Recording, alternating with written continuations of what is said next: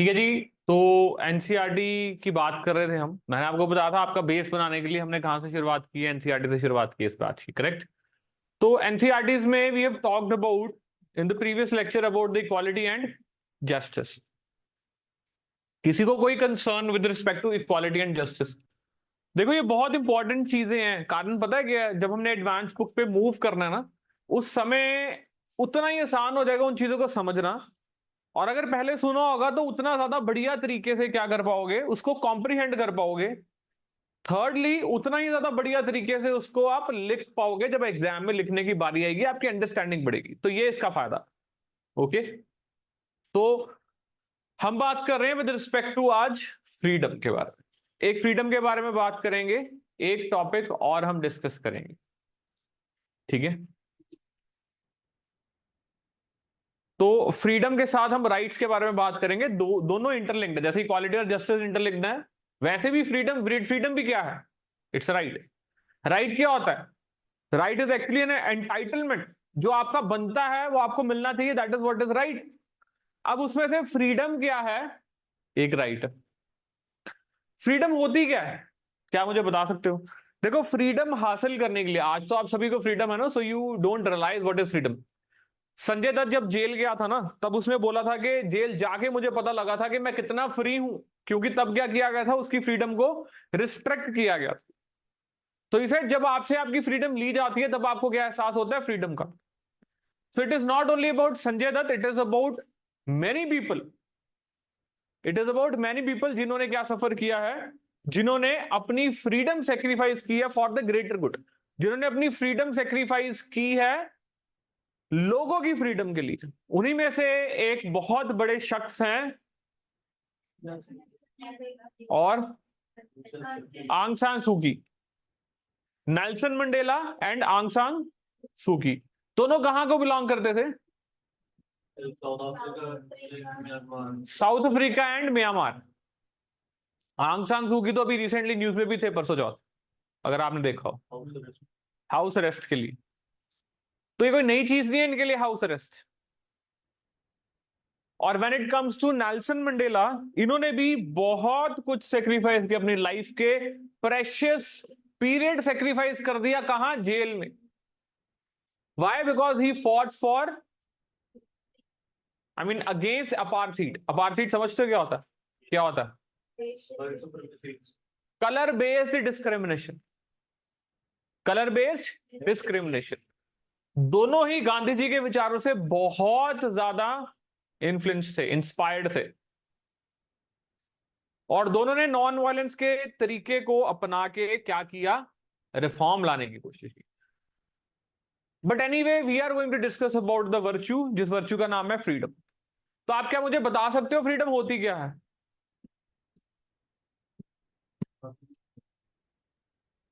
देखो, फ्रीडम का मतलब क्या है? आजादी। ये तो आपने ट्रांसलेट कर दिया, इंग्लिश टू हिंदी ट्रांसलेट हो गया ये तो।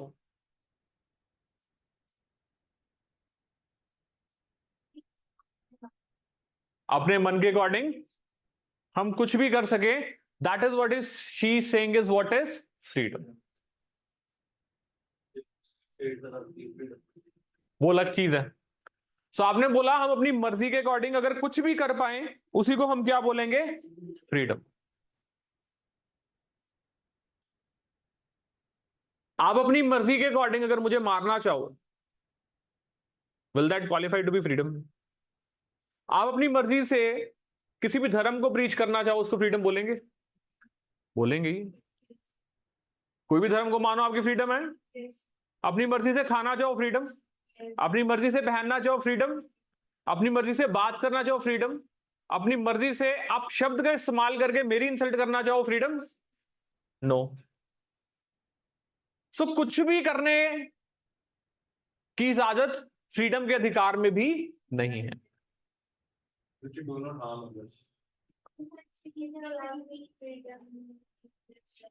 ऐसे फिश मार्केट की तरह नहीं, समझ रहे हो? ऐसे फिश मार्केट की तरह नहीं। आप बोलिए कि मैं बोलूं, फिर आप बोलिए, मैं बोलूं हाँ जी आप बोलो। तो फिर एक्चुअली में फ्रीडम का मतलब हुआ क्या? फिर फ्रीडम का मतलब हुआ क्या? जब फ्रीडम का मतलब ये नहीं है कि जो भी मैं अपनी मर्जी से करना चाहूं मैं कर पाऊं, ये फ्रीडम है। अभी भी हमने कंक्लूड नहीं किया ये है या नहीं है, अभी कंक्लूड करेंगे।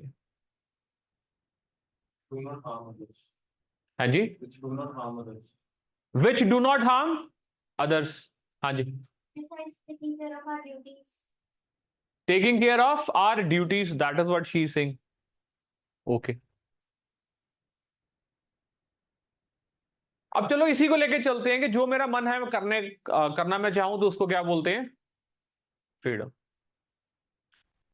अब सपोज कीजिए आपका पढ़ने का मन है और आपको पढ़ने के लिए बोला जा रहा है हाँ आप पढ़ सकते हो, तो is that freedom? Is that freedom? ये एक हिस्सा है फ्रीडम का। ये क्या है?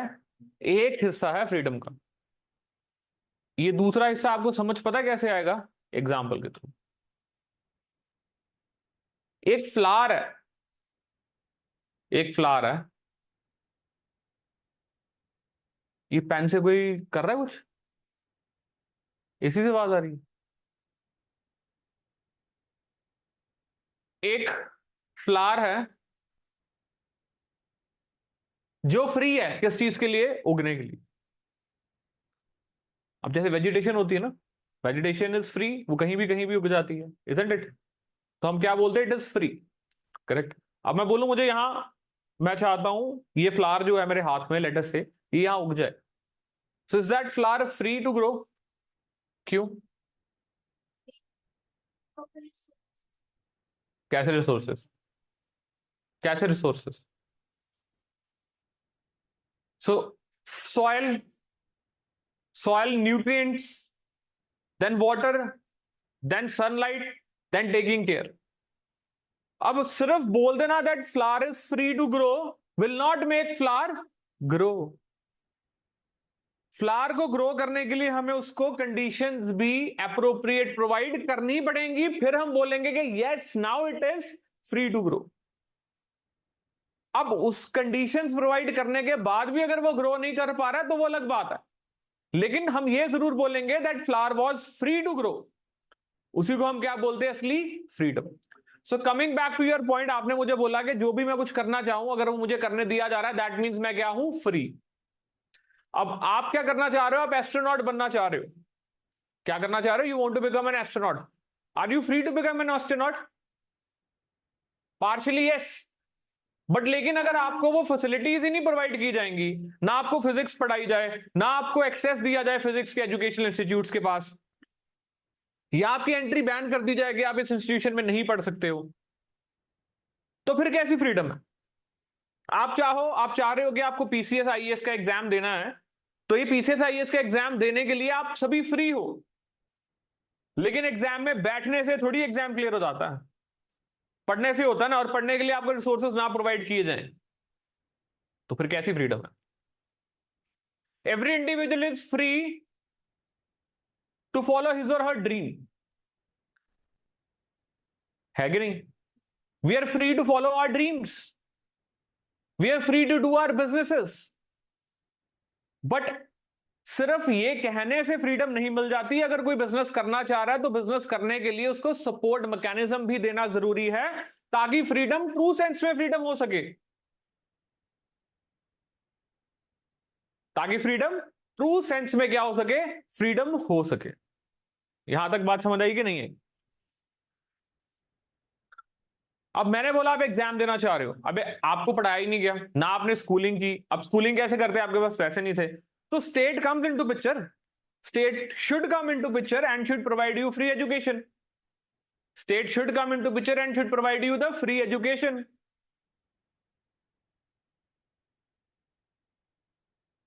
और उसके साथ साथ आपके खाने का भी ख्याल रखना जरूरी है, उसके साथ साथ आपके रहने का भी ख्याल रखना जरूरी है, तब जाके क्या होता है? फ्रीडम असली मायने में हासिल होती है। तो यहां भी हम फ्रीडम के दो मायने पढ़ेंगे, positive definition and negative definition. Negative definition freedom का मतलब क्या होता है? Absence of restrain. रिस्ट्रेन होता है रुकावट। क्या होता है? रुकावट। दैट मीन्स किसी भी तरह की रुकावट आपके रास्ते में से खत्म कर देना is what we refer to as the negative freedom. On the other hand positive freedom would means के रिस्ट्रिक्शंस, रिस्ट्रेन खत्म करने के बाद एक ऐसा एटमॉस्फेयर क्रिएट करना जिसमें हम क्या कर रहे हैं, उनको अपॉर्चुनिटीज प्रोवाइड कर रहे हैं, उनको मदद कर रहे हैं उनके ड्रीम्स को हासिल करने में. I am free to speak French. I am free to speak French. Does that mean I am really free to speak French? Partially true, not completely, because to speak French, I need to learn French. Where do I learn French? From the person who knows French, from the academy who knows French, or from the schools who are teaching French. And if this all is not available, what type of freedom it is then? What type of freedom it is then? Girls are free to roam outside their house till late night. रात को 12-12, 1-1, 2-2 बजे तक खुली parties करना girls को allowed है, there free है कि नहीं? कोई रोकता आपको? लेट्स से आपके पेरेंट्स नहीं रोक रहे हैं तो उसके अलावा कोई रोक रहा है आपको? लेट्स से पेरेंट्स भी नहीं रोक रहे हैं, लेट्स से आप कहीं और रह रहे हो जहां पेरेंट्स को नहीं पता, फिर कोई रोक रहा है, कोई लॉ रोक रहा है आपको? That means we are free, isn't it? Partially, but why? Because what kind of freedom is this? अगर आपकी सिक्योरिटी ही स्टेट एंश्योर नहीं करवा पा रहा है, रात को 12 बजे कोई मिस हैपनिंग हो रही है, फिर ये कैसी फ्रीडम है? एंड ये फ्रीडम डिमांड भी कैसी की जा रही है? ये फ्रीडम डिमांड भी कैसे की जा रही है?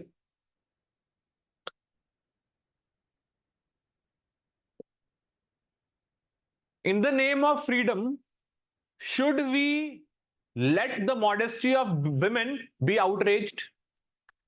फ्रीडम के नाम पे क्या हम विमेन की मॉडेस्टी के साथ जो खिलवाड़ हो रहा है उसको जायज करार देंगे? ना. तो फिर हमें क्या करना चाहिए? विमेन की फ्रीडम को कटेल कर देना चाहिए कि ना बाहर जाएंगे ना हादसा होगा? फिर हमें क्या करना चाहिए? फ्रीडम को प्रोटेक्ट करने के लिए और एफर्ट्स करने चाहिए. सो अभी तक तो फ्रीडम का मतलब आपको यह पता था कि जो हम करना चाहें वो कर पाए, इसी को क्या कहते हैं? फ्रीडम. जो आप करना चाहें उसको वाकई में कर पाए, उसके लिए और बहुत चीजें साथ जुड़ जाती हैं, अगर वो आपको प्रोवाइड की जा रही है तभी उसको हम क्या बोलते हैं? फ्रीडम. कोई भी रुकावट का ना होना is what we refer to as a negative freedom. कोई भी रुकावट का ना होने के साथ साथ वो सारे फैक्टर्स जुड़ जाना जो आपको मदद करें आपका एम अचीव करने में, उसको हम क्या बोलते हैं? Positive freedom. समझ गए? समझ गए ऑनलाइन?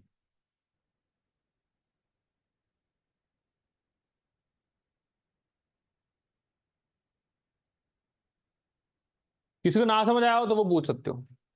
सो यही फ्रीडम के बारे में हम आज बात करेंगे यहां, और इसके साथ साथ हम क्या बात करेंगे? हार्म प्रिंसिपल के बारे में. जैसे मिस्टर राघव ने हमारे साथ बात की कि किसी को हार्म नहीं करना. सो ये जो हार्म वाली बात है ना, ये बहुत पहले एक political scholar, philosopher rather, philosopher ने ये बात बोली थी. बहुत ही महान शख्स थे जिनकी बात आज हमने कहां की थी? डिबेट में भी की थी. J.S. मिल, जॉन स्टुअर्ट मिल, जो कहते थे नहीं नहीं नहीं, किसी को मत रोको बोलने से, चाहे वो पागल है, चाहे वो पागल है, उसको बोलने से मत रोकिए, बिल्कुल भी मत रोकिए. बिकॉज हमारी जिंदगी का पर्पस क्या है? हमारी जिंदगी का पर्पस है सच जानना. हमारी जिंदगी का पर्पस क्या है? सच जानना. और सच जरूरी नहीं है कि एक ही रास्ते से आएगा, वो किसी भी रास्ते से आ सकता है. यहां से आ सकता है, वहां से आ सकता है, मेरे से आ सकता है, आपसे आ सकता है, पीछे से आ सकता है, नीचे से आ सकता है, ऊपर से आ सकता है.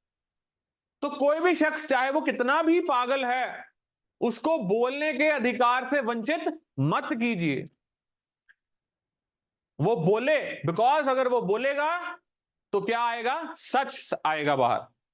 So he said even the weakest link in the chain is important. सबसे कमजोर कड़ी चेन में भी क्या है? अति आवश्यक है. That's what John Stuart Mill thought of. He was an ardent scholar, ardent follower of freedom of speech and expression.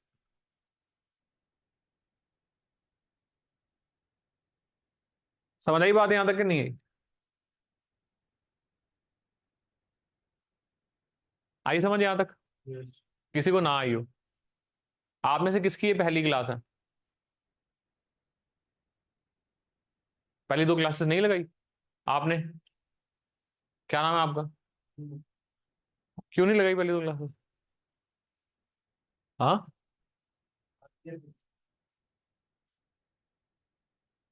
Recorded lectures नहीं मिले आपको? हाँ, मुझे सुना है पहले स्टेज के ऊपर खड़ के बोलते हुए। हाँ, वो नहीं मेरे भाई, पॉलिटिकल थ्योरी की जो एनसीईआरटी हम पढ़ रहे हैं उसमें हमने 2 कॉन्सेप्ट्स किए पहले। वो 2 कौन कौन से कॉन्सेप्ट है? इक्वालिटी और जस्टिस के। वो वाली क्लासेस आपने रिकॉर्डेड लगाई हैं? हाँ, सुनी है ना? यही तो मैं पूछ रहा हूँ। तो पहली क्लास थोड़ी ये, फिर अगली भी आपने आपने रिकॉर्डेड भी नहीं लगाई? हाँ, लगानी है हले? ठीक। सो ऐसा है जी, अभी करूंगा जी आगे, मैंने डोंट वरी पॉजिटिव नेगेटिव। तो ऐसा है, जिन्होंने नहीं क्लास लगाई है पिछली, वो प्लीज लगा लें। पिछली क्लास बहुत जरूरी है। मैं फिर बोलता हूं, मेरी क्लास में मत आया करो अगर पिछली क्लास नहीं लगानी होती, कोई फायदा नहीं है। क्योंकि मेरी क्लासेस में कंटिन्यूटी एक बहुत जरूरी चीज है। अगर आपको आगे समझना है तो पिछला समझना बहुत जरूरी है, क्योंकि मैं तो एक स्टोरी की तरह शुरू होता हूं और चलता जाता हूं एंड तक खत्म करता हूं जब मॉड्यूल खत्म होता है। तो पिछला नहीं पढ़ा हुआ तो फिर आपका नुकसान होगा। यहाँ ऐसे चुपचाप बैठे रहोगे गुंगों की तरह, मुझे लगेगा आपको समझ आ रहा है, आपको एक्चुअली में समझ नहीं आ रहा होगा। आपको लगेगा ये क्या बोली जा रहा है, मैं कहूंगा कि बच्चे कैसे हैं बुग, तो क्या फायदा उसका? तो बेटर है आप क्या करो, पढ़ के आया करो, क्लास अटेंड करके आओ। आपको तो फैसिलिटी ये है कि नहीं लगाई है तो रिकॉर्डेड लगा लो। पहले तो नहीं होता था ऐसे। पहले तो होता था क्लास लगाई नहीं, मम्मी पापा भाई बहन मैं जा रहा हूं या जा रही हूँ क्लास लगाने, मेरी मिस हो जाएगी। अब तो अगर मिस भी हो जाती है, you have access to the recorded lecture, और क्या चाहिए आपको? फिर भी नहीं लगाते। तो पॉजिटिव नेगेटिव की बात कर रहे थे, दोबारा करेंगे आगे जाके। जो मुझे रिपीट करने को कह रहे हैं घबराइए ना, अभी तो मैंने ओवरव्यू दिया आपको फ्रीडम के बारे में। तो दोबारा इनके ऊपर आते हैं, नेल्सन मंडेला, इनके बारे में जानने की कोशिश करते हैं आगे कि हुआ क्या था। अब देखिए, ऑटोबायोग्राफी समझते हो? ऑटोबायोग्राफी का मतलब क्या होता है? ऑटोबायोग्राफी है जी, बायोग्राफी क्या होता है? ऑटोबायोग्राफी होता है जो खुद ने लिखी होती है, बायोग्राफी होता है जो किसी ने आपके बारे में लिखा होता है। So autobiography of one of the greatest person of the 20th century, जिनका नाम क्या है? Nelson Mandela, is titled Long Walk to Freedom. Why is this Long Walk to Freedom? Do you know? क्योंकि he spent 28 years of his life in jail. आपकी उम्र नहीं होगी 28 साल, मेरी हो चुकी है काफी देर से 28 से भी बहुत आगे। तो 28 साल अपने जीवन के जेल में काट देना। जब आप क्या प्लान करते हो? आप गेम्स खेलना प्लान करते हो। He was I mean very much fond of boxing. इनको बॉक्सिंग गेम खेलना बहुत पसंद था। लेकिन कहां चले गए? जेल में। ना पार्टीज हो रही है, ना फ्रेंड्स को मिल रहे हैं, ना फैमिली को मिल रहे हैं, ना आई मीन ना रिलेटिव्स को मिल रहे हैं, ना कोई पार्टी कर रहे हैं, ना कोई गेम खेल पा रहे हैं, ना कोई एंटरटेनमेंट का सोर्स है। जेल में अंदर बैठे हैं। क्यों? क्योंकि ही fought for one thing and that was freedom. मैं फिर बोल रहा हूं आपको, फ्रीडम का एहसास तब होता है जब आपके हाथ से फ्रीडम चली जाती। मैं कुछ समय के लिए, जब मेरी उम्र बहुत छोटी थी, तो मैं अपना टाउन छोड़ के कहीं चला गया था फॉर सम रीजंस। मैं भागा नहीं था घर से।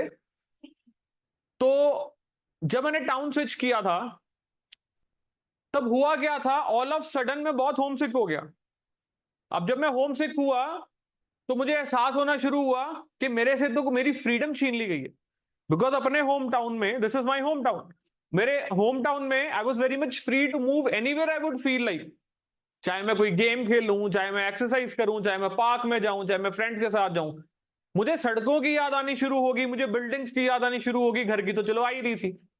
सो मेरे कहने का मकसद क्या है, जब आपके हाथ से कोई चीज चली जाती है ना, तब आपको उसकी वैल्यू का रियलाइजेशन होती है।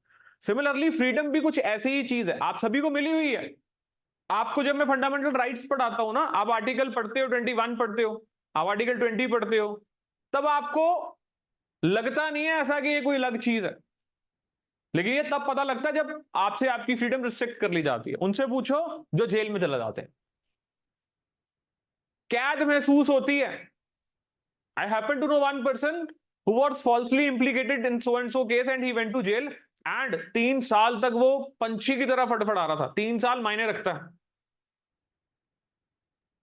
3.5-4 साल बाद ही came out of the jail, लेकिन 3 साल फटफड़ाता ही रहा, बिकॉज फ्रीडम क्या की जा रही थी, कटेल। It was not only about your physical location, it is about your ambition also जो दब जाते हैं। It is about your communication also जो दब जाती है। It is about your thought, your exercisation, everything. So same happened with Nelson Mandela, जो कि 28 ईयर्स अपनी लाइफ के उन्होंने जेल में, and that too often solitary confinement थी। सॉलिटरी समझते हो, अकेले में, most of the time he was solitary confined. So imagine what it means to give up one's youth for an ideal. वो ideal क्या था? Freedom. So voluntary giving up the pleasure of talking with one's friends, playing one's favorite games, of wearing one's favorite clothes, listening to one's favorite music, of enjoying many festivals that are part of one's life. Imagine giving up all these up and choosing instead to be locked up alone in one room, that too for 28 years, not knowing when one would be released, only because one campaigned for freedom of one's people. For freedom, Mandela paid a very high personal cost. So in this book he talks about his personal struggle against the apartheid regime. मैंने आपको बताया ना, भेदभाव करना रंग के base पे. So he was black, he was being discriminated. इनके लोगों के साथ डिस्क्रिमिनेशन हो रही थी, जिसके लिए इन्होंने क्या उठाया था, झंडा उठाया था. So these range from being bundled into township and being denied easy movement about the country to being denied a free choice of whom to marry. Collectively, such measures constituted a body of constraints. So that means restrictions लगाई जा रही थी. That is all over here. ठीक है? Is that fine? So ये तो Nelson Mandela की बात हुई. अब इनकी बात जान लो, आंग सान सू की. ये भी बहुत फेमस लीडर हैं म्यांमार के. Gandhi ji thought on non violence, इनके ऊपर बहुत बड़ी इंस्पिरेशन थी फॉर आंग सान सू की, as she remains today under house arrest in Myanmar, separated from her children, अपने बच्चों से जुदा, इवन अपने हस्बैंड को भी नहीं मिल पाई जब इनके हस्बैंड को क्या हो गया था, कैंसर. आप लोग इन चीजों को समझ नहीं पाओगे, इसकी ग्रेविटी को समझ नहीं पाओगे. क्यों? क्योंकि अभी आपकी शादी नहीं हुई है. उस रिलेशन का तभी समझ आता है जब आप उस रिलेशन में आ जाते हो. You cannot understand the feeling जो आपके माँ बाप आपके लिए फील करते हैं. आपके फादर, आपके मदर आपके लिए जो फील करते हैं ना, आप उस चीज को फील नहीं कर सकते. मे बी आपको क्या लगता होगा, यार क्या करी जा रहे हैं, why they bothering me, why they so much concern, मुझे घुटन हो रही है. बट ये पता कब समझ आती है, जब आप पेरेंट बन जाओगे,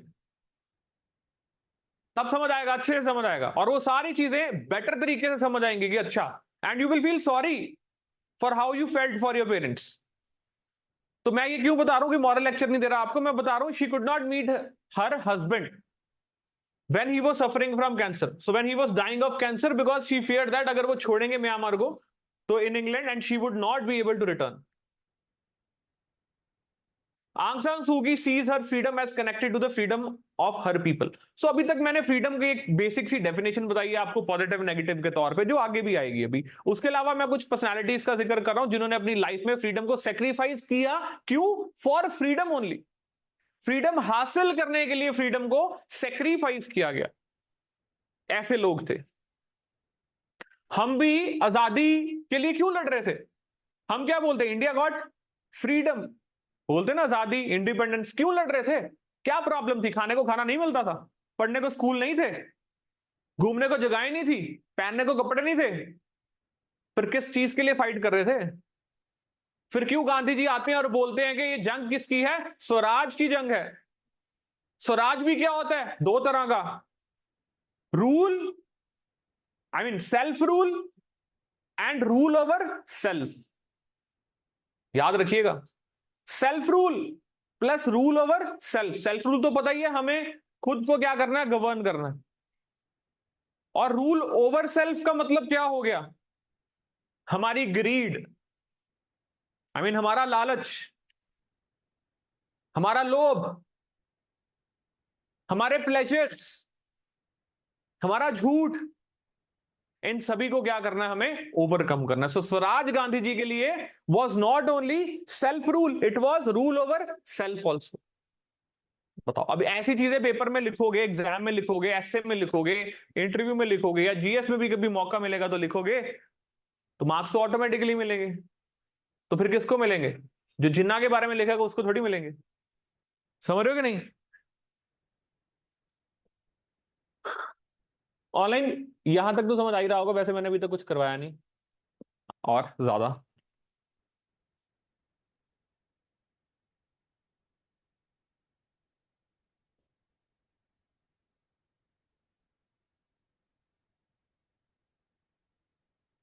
So she says, for me, real freedom is freedom from fear. Unless you can live free from fear, you cannot live a dignified human life. So if you're not free, you're not living a dignified human life. These are deep thoughts that led us to pause and consider the implications. We must not, her words suggest, be afraid of the opinions of the other people or the attitude of the authority or the reactions of the members of our community to things we want to do, of the ridicule of our peer or of speaking our mind.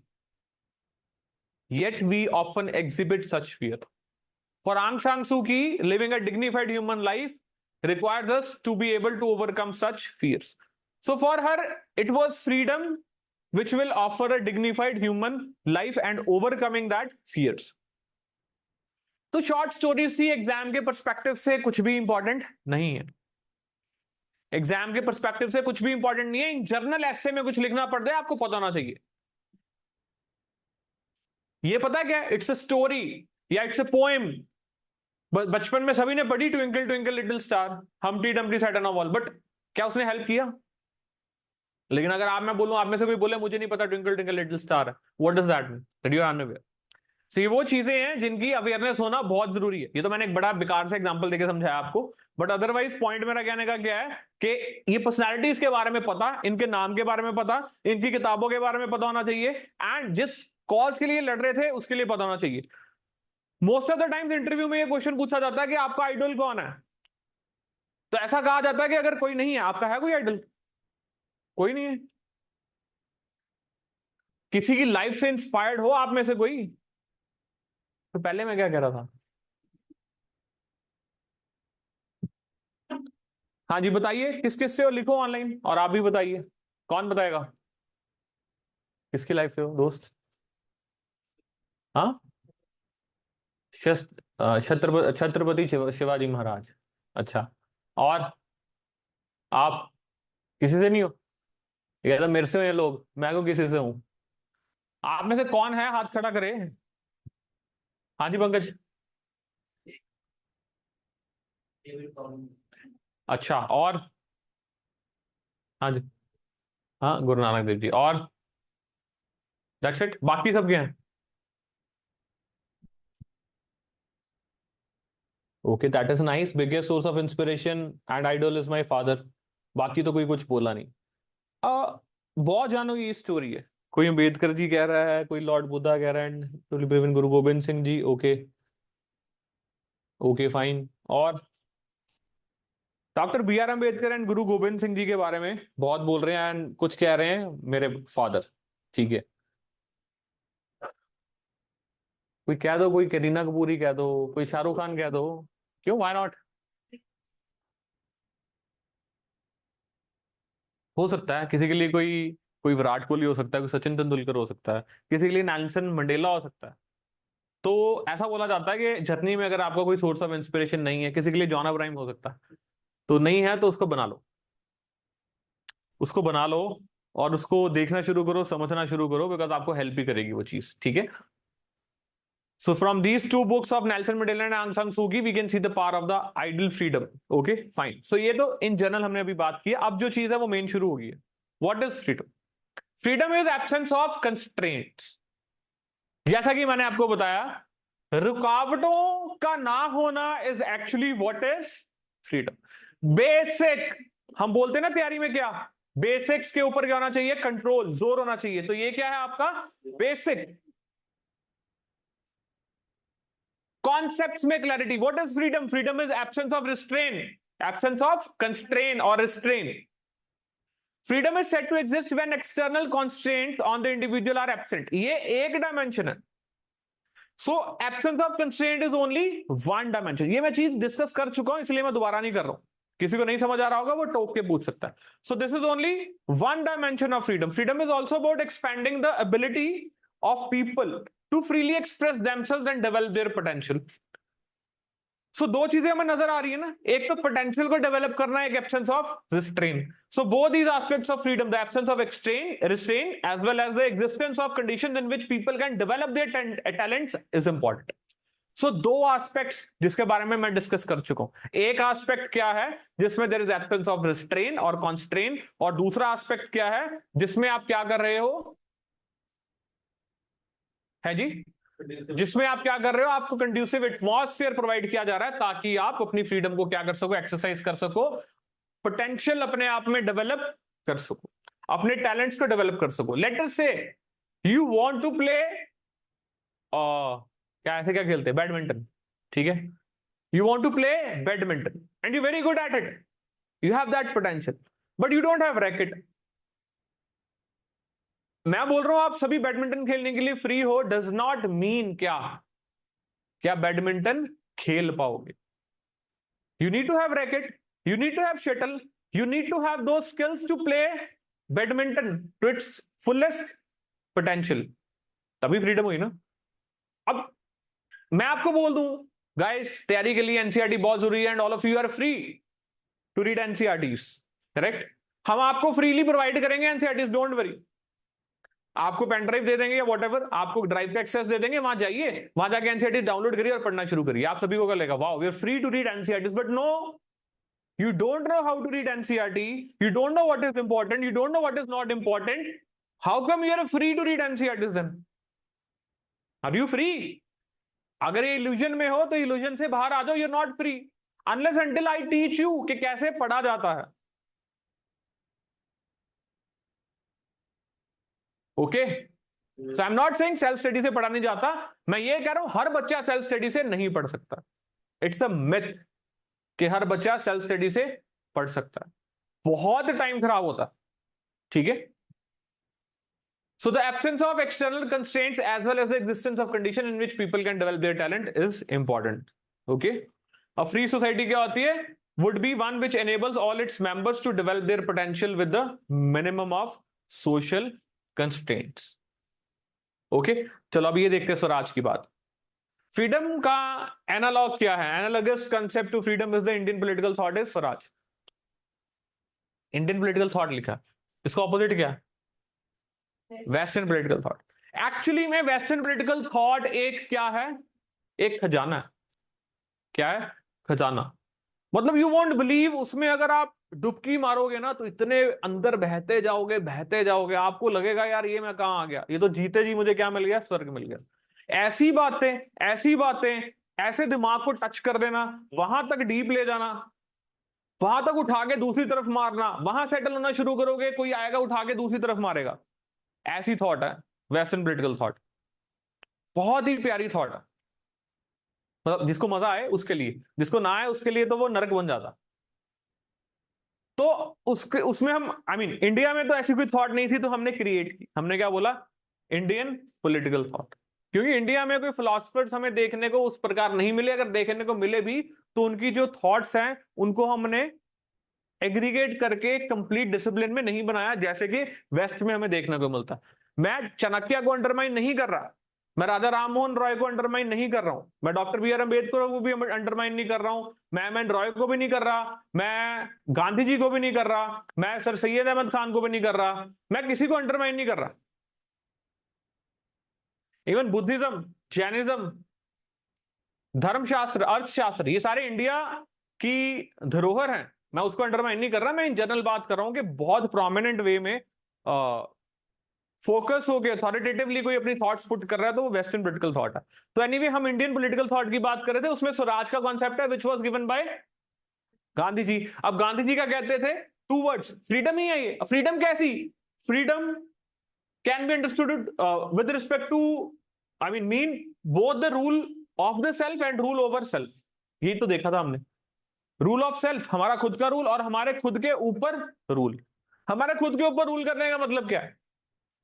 कि मुझे मेरी senses govern नहीं कर रही। आज मेरा सोने का मन कर रहा है तो मैं सो ही जाऊं। रोज सुबह मैं 11 बजे उठूं, 10 बजे उठूं या 9 बजे उठूं, भाई उठो सुबह 5:30 बजे, 6 बजे। What is wrong? एनिमल्स को देखा कभी? एक सर्केडियन रिदम होती है, जानते हो व्हाट इज सर्केडियन रिदम? जो बंदा अपने सर्केडियन रिदम के साथ चलता है ना लाइफ में, वो हमेशा हेल्दी रहता है। ये मेडिसिन सिस्टम किसने बनाया? इंसानों ने बनाया। जानवरों के पास कोई डॉक्टर है? नहीं है ना। क्या वो सर्वाइव नहीं करते? कैसे करते? क्या वो बीमार नहीं होते? होते हैं, ठीक हो जाते हैं ना अपने आप। बट वाई इट सो सिर्फ इंसानों को दवाइयों की जरूरत पड़ती है? क्योंकि बीमारियां भी किसने बनाई हैं? इंसानों ने ही बनाई है। नेचर ने नहीं कुछ बनाया। नेचर की सर्केडियन रिदम के साथ चलोगे तो कभी कोई दिक्कत होती नहीं। सर्केडियन रिदम में क्या होता है, जैसे जैसे सनराइज होता है वैसे वैसे आपकी बॉडी में हार्मोन रिलीज होने शुरू हो जाते हैं, और हार्मोन्स जब आपके रिलीज होते हैं तब आप अपने पीक पर होते हो। जैसे जैसे सन सेट हो जाता है, हार्मोन्स क्या होते हैं, खत्म होने शुरू हो जाते हैं। और रात को क्या होता है, फिर आप सोते हो, सिर्फ और सिर्फ ग्रोथ हार्मोन रिलीज होता है जो आपकी बॉडी को ग्रो करने में हेल्प करता है। That's it. इसलिए बोलते हैं कि सूरज ढलने के बाद कुछ मत खाइए। क्यों? क्योंकि hormones are not going to support. When hormones are not going to support your body, तब वो जितना भी खाया हुआ वो टॉक्सिक टॉक्सिक हो जाता है। सर्केडियन रिदम क्या होती है? आपकी स्लीप साइकिल वाली रिदम, आपके हार्मोन्स वाली रिदम। ओके, सो एनिमल्स तो वही करते हैं। सुबह आप कभी भी किसी भी पार्क में जाओगे तो वहां चिड़िया क्या करती है? मीठी मीठी आवाजें निकाल रही होती है। निकालती है। हर जानवर सुबह जल्दी उठ जाता है जैसे ही सनराइज होता है, और शाम को वो सो जाता है। लेकिन आप नहीं सोते हो। समझ रहे हो? बिकॉज आप क्या करो, अपनी हेल्थ को खराब करो। देयरफॉर फिर आपको क्या जरूरत पड़ती है? मेडिसिन की। अदरवाइज मेडिसिन की जरूरत नहीं पड़ती है, बिल्कुल नहीं पड़ती है। बड़ी सिंपल सी बात है, जिसने आपको बनाया ना उसने आपको मैकेनिज्म भी दिया क्या, बीमारियों से लड़ने का। अब मैं नहीं कह रहा बैक्टीरियल इन्फेक्शन हो जाए तो आप बैठे रहो दवाई ना खाओ, I am not saying that. But मैं प्राइमरली बोल रहा हूं कि आप चीजों को अवॉइड कर सकते हो अगर आप थोड़ा सा ख्याल रखो अपना।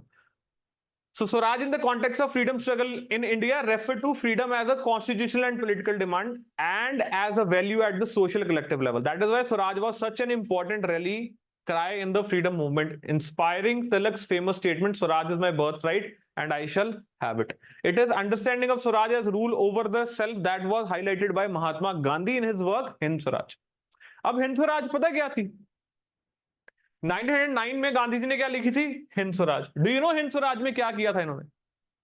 He was in his on his journey. If I am not wrong, ये कहां थे? शिप पे बैठे हुए थे। वहां इन्होंने मटेरियलिज्म का क्रिटिसिज्म लिखा था। किसका? मटेरियलिज्म का क्रिटिसिज्म लिखा था इन्होंने। मशीन्स का क्रिटिसिज्म लिखा था। He was not against machines. Even charkha was also a machine, but he was against the displacement of the humans with the advent of machines. So Hind Swaraj is a critic of the material world. It is a critic of the machines. Okay.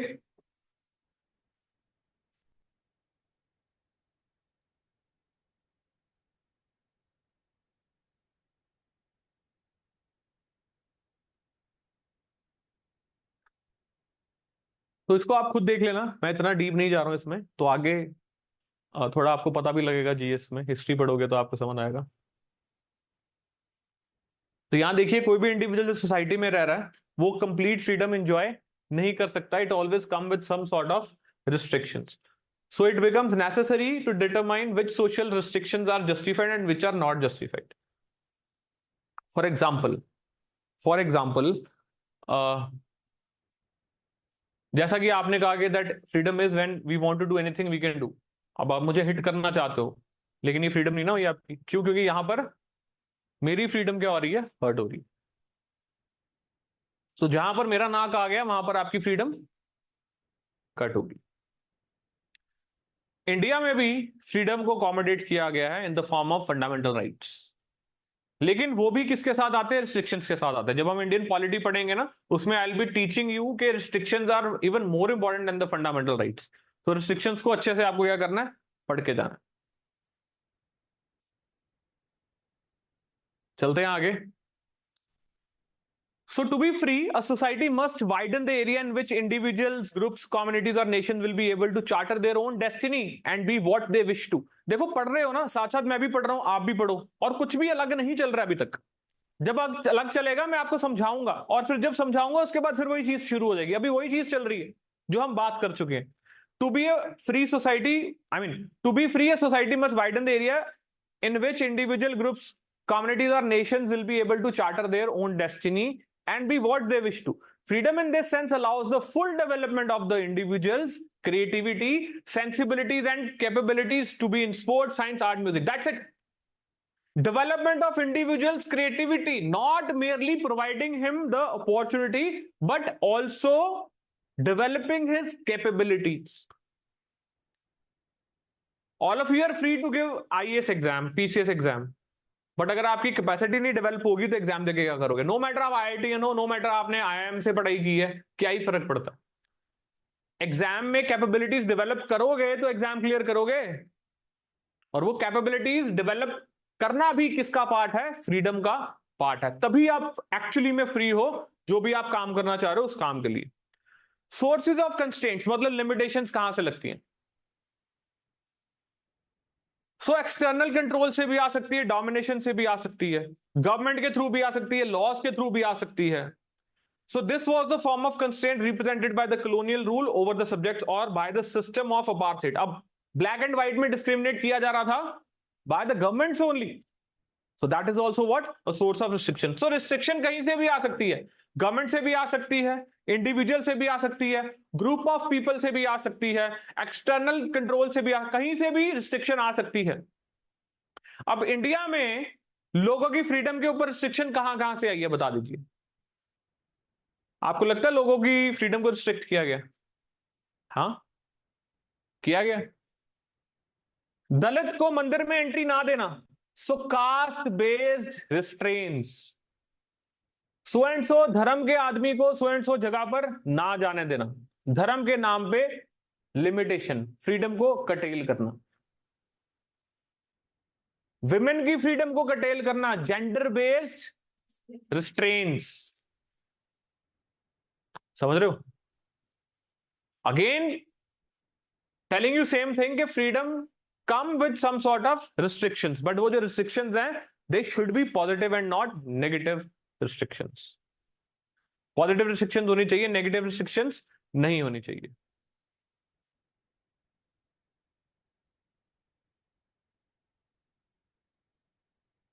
So here it is written, constraints on freedom can also result from the social inequality of the kind implicit in the caste system or which results from the extreme economic inequality in the society। Clear है जी?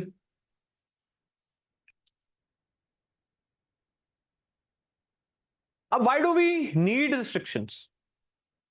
हमें restrictions चाहिए। Do you agree कि हमें restrictions चाहिए या restrictions होनी चाहिए guys? क्यों? Because there can be no world जहां पर restraint या restrictions ना हो। अगर ऐसा होगा तो सोसाइटी क्या बन जाएगी? क्योस में तब्दील हो जाएगी। आपने देखा होगा raises, road raises, parking space को लेकर लड़ाइयां होती है कि नहीं? आप एक जगह ढूंढते हो गाड़ी लगाने के लिए, क्या होता है? कोई आता है वहां जाके लगा देता है, फिर क्या होता है? उसके बाद लड़ाई। आपकी टक्कर किसी के साथ होती है, क्या होता है? उतर के आप लड़ना शुरू कर देते हो। होता है ऐसे कि नहीं? What is this? These are the rages only. इसको road rage बोलते हैं। Disagreement regarding a particular film should be screened or not. All these many issues can lead to conflict and violence and perhaps even loss of life. इसीलिए हर society needs to have some mechanism to control violence and settle dispute. Therefore हमें क्या जरूरत है? Restriction की जरूरत है। Restriction is very much important. क्यों important है? Because it is only restriction जो freedom को protect करती है। तो फ्रीडम को ही प्रोटेक्ट करने के लिए हमें क्या करना पड़ता है? फ्रीडम के ऊपर रिस्ट्रिक्शन लगानी पड़ती है। तो अभी तक हमने क्या देखा? फ्रीडम के दो aspects, positive freedom, negative freedom. फिर हमने क्या देखा? रिस्ट्रिक्शंस कैसी? Negative restrictions, positive restrictions. फिर हमने देखा टाइप्स ऑफ कंस्ट्रेंट्स, जिसमें हमने देखा कास्ट बेस्ड कंस्ट्रेंट्स या अदर भी, जेंडर बेस्ड, रिलीजन बेस्ड, ये सारे कंस्ट्रेंट्स के बारे में हमने क्या किया? बात करने की कोशिश की। ओके, ठीक है जी। किसको नहीं समझ आया? सिंपल चल रहा है, ये तो बिल्कुल ही बेसिक है, कॉन्सेप्ट्स हैं लेकिन है ये बिल्कुल बेसिक कॉन्सेप्ट्स।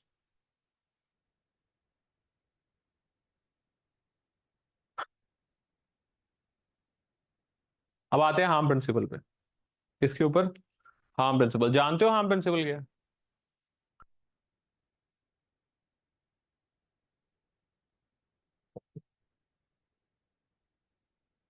दो तरह के एक्शंस होते हैं, self regarding actions, other regarding action. कितने तरह के एक्शंस होते हैं? Self regarding actions, other regarding action. तो जॉन स्टुअर्ट मिल जो थे ना, इनका विचार क्या था? इनका विचार था कि फ्रीडम के लिए मैं हमेशा खड़ा हूं, I can do anything for the freedom, ardent follower of freedom, ardent preacher of freedom. इन्होंने काफी, इनकी वर्क्स भी हैं, जिसमें से ऑन लिबर्टी भी एक इनका वर्क है। सब्जुगेशन ऑफ वुमेन के ऊपर भी इन्होंने लिखा, ठीक है। इन्होंने यूटिलिटेरियनिज्म के ऊपर भी लिखा। ये किसके शिगिर्द थे, किसके डिसाइपल थे, किसके थे जी, किसके थे?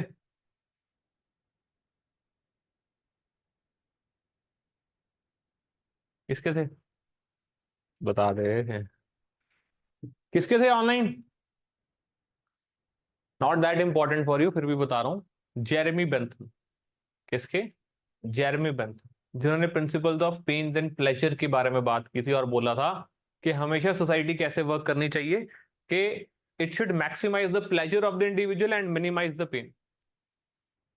It should maximise the pleasure and minimise the pain. लेकिन उन्होंने क्वांटिटेटिव एस्पेक्ट्स में ही प्लेजर की बात की थी, क्वालिटेटिव एस्पेक्ट्स में बात नहीं की थी।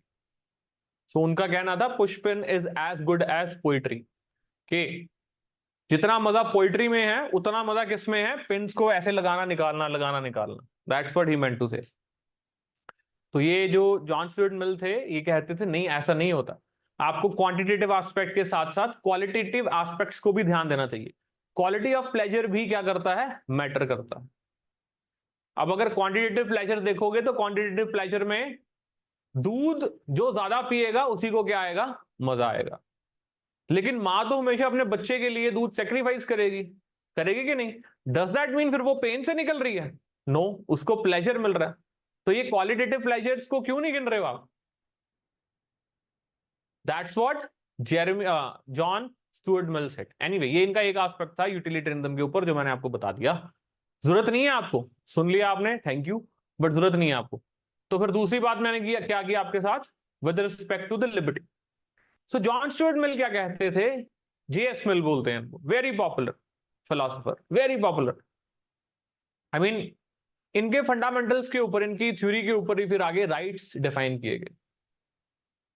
मैंने आपके साथ इक्वालिटी की भी बात की थी, मैंने आपके साथ प्लेटो की भी बात की थी, अरिस्टोटल की भी बात की थी। राइट्स का कॉन्सेप्ट पढ़ेंगे तो वहां जाके मैं आपके साथ राइट्स में, वहां जाके मैं आपके साथ राइट्स में एक और फिलोसफर की बात करूंगा। पॉलिटिकल थ्योरी चल रही है ना, तो फिलोसफर्स का आना लाजमी है, आपको एथिक्स में काम आएंगे। अगर किसी का ऑप्शनल फिलोसफी नहीं भी है, पॉलिटिकल साइंस नहीं भी है, तब भी आपको कहां हेल्प करेंगे ये, एथिक्स में हेल्प करेंगे, आपको ऐसे राइटिंग में हेल्प करेंगे, आपकी सोच ब्रॉडर करने में हेल्प करेंगे, तो आपको पढ़ने अनिवार्य हैं। तब बात करेंगे हम जॉन लॉक के बारे में, वो भी बहुत खूबसूरत लिखते हैं, फादर ऑफ लिबरलिज्म बोला जाता है। उस दिन मैंने आपको फिलोसफी बताई थी ना लिबरलिज्म की और कम्युनिज्म की, याद है? कम्युनिज्म और लिबरलिज्म की फिलोसफी हमने की थी ना। तो इनको फादर ऑफ लिबरलिज्म बोला जाता है कि यहां से शुरुआत हुई थी। और अमेरिका का जो कॉन्स्टिट्यूशन है वो किससे इन्फ्लुएंस है? जॉन लॉक के आइडिया से इन्फ्लुएंस है। और दुनिया में हम क्या बोलते हैं, सोशल कंट्रैक्चुअल थिंकर्स तीन हैं जिनसे शुरुआत हुई। वो कौन कौन से हैं? होब्स, लॉक और रूसो। इंपॉर्टेंट है पीसीएस के लिए, तो बहुत इंपॉर्टेंट, क्योंकि पीसीएस में देखो पॉलिटिकल थ्योरी आपको पूछी जाती है प्रीलिम्स में। तीन कंट्रैक्चुअल थिंकर्स कौन से हैं? Hobbes, Locke and Rousseau. Rousseau के ऊपर बहुत क्वेश्चन आते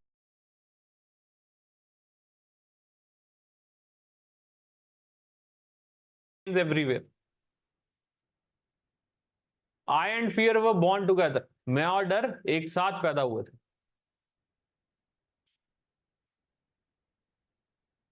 ऐसी बहुत सी चीजें अभी बताने की मुझे जरूरत नहीं है आपको।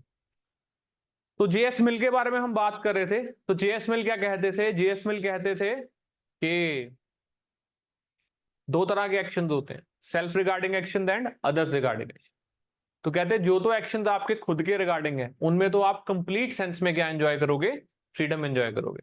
जो एक्शंस अदर रिगार्डिंग है, अदर रिगार्डिंग एक्शंस का मतलब क्या होता है कि जो दूसरों के रिगार्डिंग एक्शन है उसमें आप कंप्लीट फ्रीडम एंजॉय नहीं कर सकते। ठीक है, क्लियर है? That's what he said. तो then he introduces the harm principle. कौन सा प्रिंसिपल? Harm principal. बच्चे ना अपनी तैयारी में एनसीईआरटी इग्नोर करते हैं, उनको लगता है ये सारी चीजें पॉलिटिकल फिलोसफी की बात है, पॉलिटिकल साइंस की बात है, बट नहीं। देखो एनसीईआरटी बेसिक 11th क्लास की बात करिए। आप में से आर्ट्स किसने की 11th क्लास में? ओ वाह, वाह, पढ़ा हुआ फिर तो ये सारा कुछ। हाँ, अच्छा चलो, एनीवे आर्ट्स किसने किया जिसने ये पढ़ा हो ये बता दो। आपने पढ़ा? और आपने भी पढ़ा? तो फिर आपने भी पढ़ा, ये किताबें पढ़ी हुई हैं तो फिर तो आती होंगी सारी। हाँ, good.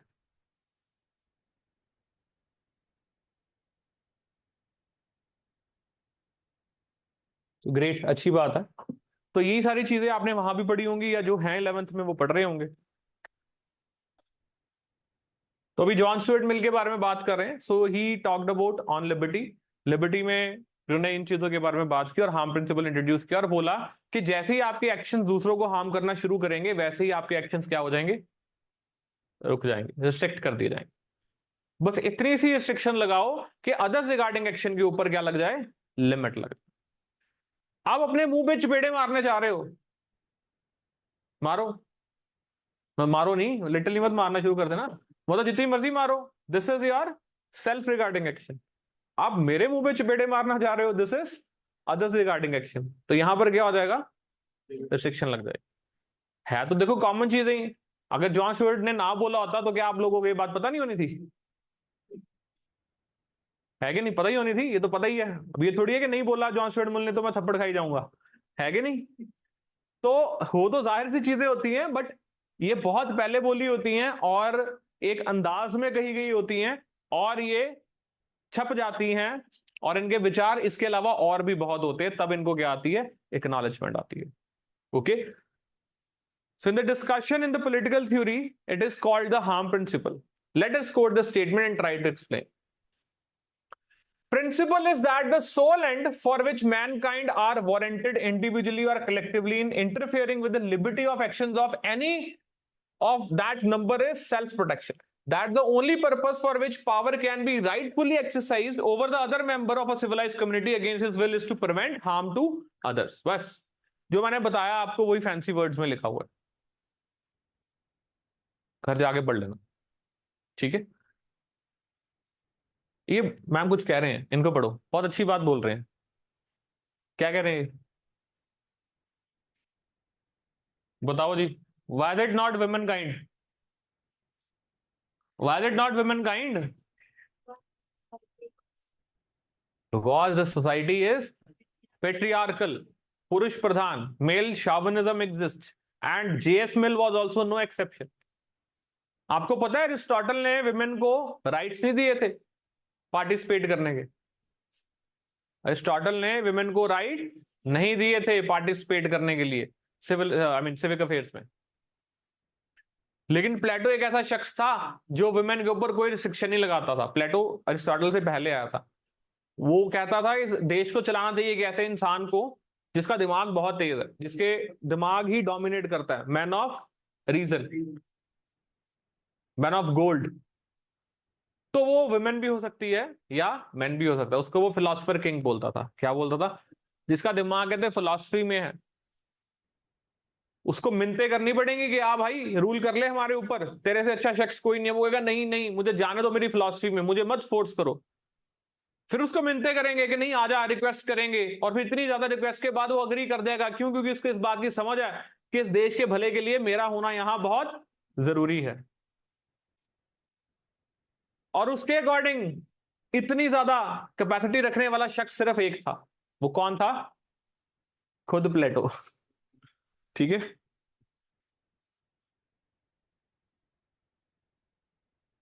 So Mill introduces here an important distinction. ये वो है जो मैं बता चुका हूं। Okay, he distinguishes between self-regarding action, that is those actions that have consequences only for the individual actor and nobody else, and the others regarding action.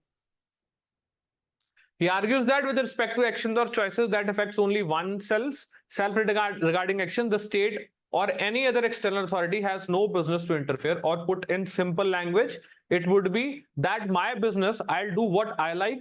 Or how does it concern you? If it does not affect you, you should be quiet. Okay.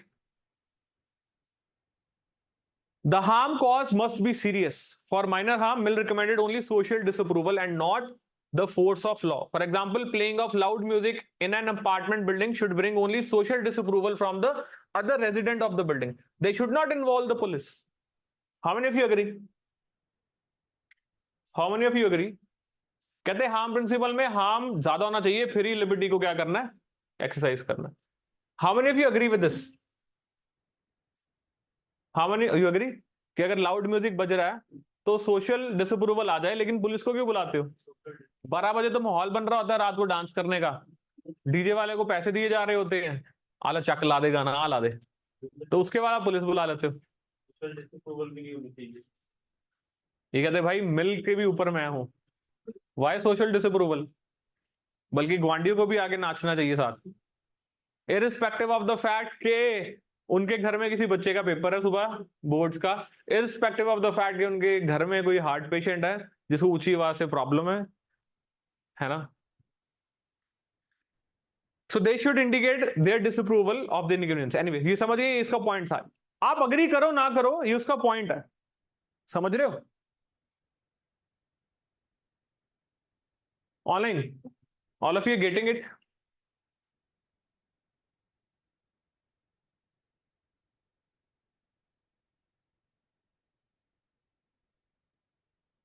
अब दूसरी बात, constraint जो impose किए जाते हैं वो severe नहीं होनी चाहिए. रिस्ट्रिक्शन जो लगाई जाती हैं, they should not be severe. इस बात का मतलब समझते हो? इस बात का मतलब ये है कि अगर कोई हेट कैंपेन कंडक्ट करता है, अभी इलेक्शन चल रहे हैं ना, कोई रिलीजन के खिलाफ कुछ बोलता है, तो उसको रोकने के लिए उसको जान से मारने की सजा सुना दी जाए, तो क्या हो गया? रिस्ट्रिक्शन क्या लगाएगी? Extreme, severe, inappropriate. It should not happen. Negative and positive freedom. Freedom as the absence of external constraints, and freedom as expansion of opportunity to express oneself. In political theory, these have been called as negative and positive. So negative क्या है? Absence of external constraints. Positive क्या है? Expansion of opportunities to express oneself. यही तो किया, शुरुआत में आते ही मैंने ये बताया था.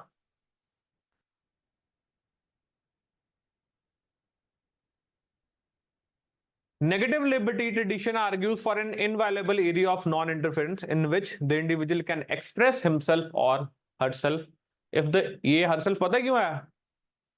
कि वो लड़की से डर गए थे जो साइड पे थी, उसने फिर यहाँ आ जाना था. If the area is too small, then human dignity gets compromised. In contrast, the argument of positive liberty are concerned with explaining the idea of freedom. They are in response to the answer, who governs me? I govern myself. यही answer है. So individual is like a flower. Very important line. Very important line.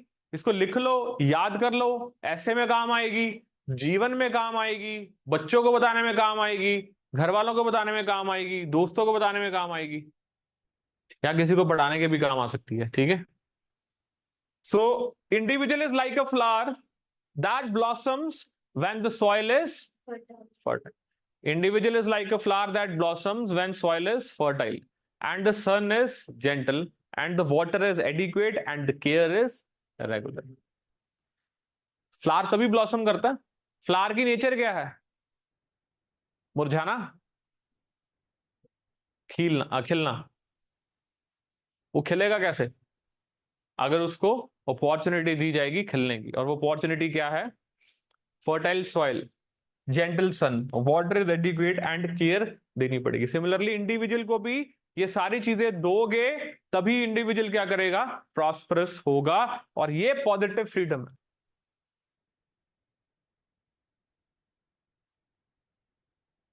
Okay?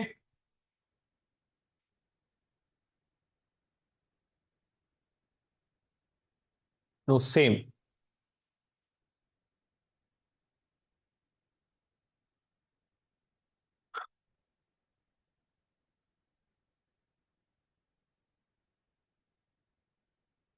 अब देखो Voltaire ने एक बड़ी अच्छी statement दी थी, पता है क्या कह रहा था? कहता I disapprove of what you say, मैं अग्री नहीं करता आपकी बात के साथ, I disapprove of what you say, but I will defend to death your right to say. मैं डिसअप्रूव करता हूं कि आपने क्या बोला, लेकिन मरते दम तक मैं प्रोटेक्ट करूंगा आपने क्या बोला उसको, चाहे मैं डिसअप्रूव करता हूं। बेसिकली बात क्या थी? Freedom of speech and expression की बात थी, freedom of speech and expression. अब बहुत सारी रिस्ट्रिक्शंस लगाई जाती हैं, मूवीज पर रिस्ट्रिक्शन लगाई जाती हैं, चैनल्स पर रिस्ट्रिक्शन लगाई जाती हैं, तो क्या फिर हमें सेंसर बोर्ड नहीं होना चाहिए? सेंसर बोर्ड फिर नहीं होना चाहिए? होना चाहिए। क्यों होना चाहिए? बिकॉज कितना अप्रोप्रिएट मटेरियल आ रहा है ऑन एयर, वो भी तो देखना पड़ेगा। दूसरी बात यह है कि उसमें कुछ हिस्सा हटाया जाता है, कंप्लीट पिक्चर नहीं हटा दी जाती, है कि नहीं? So that is what it is. अब see here, some years ago Deepa Mehta कौन? A film maker wanted to make film, किसके ऊपर? विडोज। कहां पर? इन वाराणसी।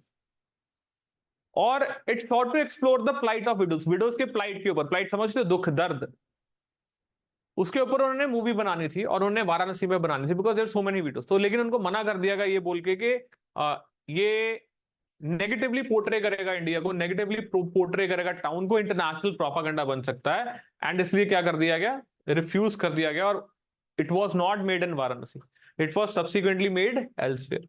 सिमिलरली जो रामायण थी, विच वॉज रीटोल्ड बाय ओब्रेमैन, एंड उसके अलावा satanic words by Salman Rushdie, इसके तो बहुत आई मीन एनिमीज हैं सलमान रश्दी के, क्योंकि इन्होंने मुस्लिम रिलीजन पे कुछ ना कुछ टिप्पणियां देते रहते हैं, and you know Muslim religion is a very much orthodox religion in this sense, they don't tolerate anything.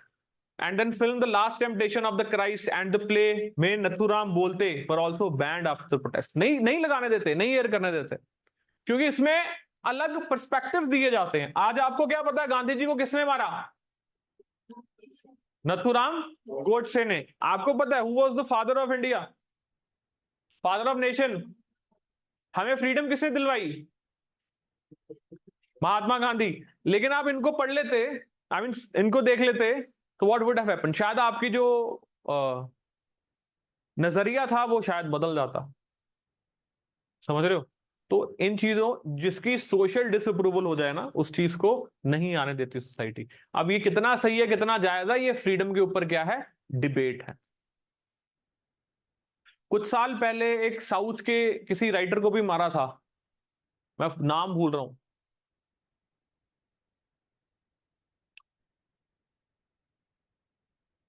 I am forgetting the name. चलो, तो बहुत चलता है ऐसे, बुक्स नहीं पब्लिश होने देते, प्रोटेस्ट होते हैं, why? Even you must have come across के ओ माय गॉड 2 जब रिलीज होनी थी, उसके रिगार्डिंग कितना प्रोटेस्ट हुआ था। आमिर खान ने कौन सी मूवी बनाई थी? नहीं यार, पीके, उसके ऊपर कितना प्रोटेस्ट था? ओ माय गॉड 1 के ऊपर कितना प्रोटेस्ट था? कश्मीर फाइल्स के ऊपर कितना प्रोटेस्ट था? Not only about religion, but किसी पर्टिकुलर कम्युनिटी को भी आप किसी तरीके दिखा दोगे तो उसको नहीं जाने देते वो। अब यही तो मिल कहता था कि हार्म भाई कितना हार्म है ये तो बता दो, हार्म का भी तो लेवल होता है ना। कहता छोटे मोटे हार्म को कंसिडर नहीं करना, कोई लिटरली भी हार्म हो रहा है तो फिर बोलोगे हाँ हार्म है, फिर हम नहीं करते। आपको बताया था ना मैंने, एक चार्ली हेब्डो मैगजीन बताया था मैंने, यूरोप में, फ्रांस में, तो वो ना कुछ टिप्पणियां करते रहते हैं धर्म के ऊपर, और वो ऐसी टिप्पणियां करते हैं कि अगर आप बहुत रिलीजियस हो ना, तो देख के आपका खून खौल जाएगा कि ये क्या कर दिया उन्होंने। वो ऐसा कुछ ना कुछ करते रहते हैं, कभी क्राइस्ट के ऊपर करेंगे, कभी प्रॉफिट मोहम्मद के ऊपर करेंगे, डिफरेंट रिलीजन्स के ऊपर। तो फिर एक दिन उनके ऊपर अटैक हो जाता है, टेररिस्ट अटैक। टेररिस्ट उनको वार्न करते कि मत करो मत करो, नहीं हटते। फिर क्या हुआ? अटैक हुआ, लोग मारे गए। ये क्या है? War of freedom versus tolerance. कितनी टॉलरेंस है, कितनी टॉलरेंस नहीं है। Okay, so well that was all for freedom. तो आई होप लिबर्टी फ्रीडम आपको ये सारी चीज समझ आ गई है। आगे कोई डाउट स्टिल है तो पूछ सकते हो, फिर आगे चलते हैं। फिर आगे मैं आपको राइट्स के कॉन्सेप्ट के बारे में बताता हूं। भाई क्लियर हो? क्या नई चीजें हैं आपके लिए? हैं जी?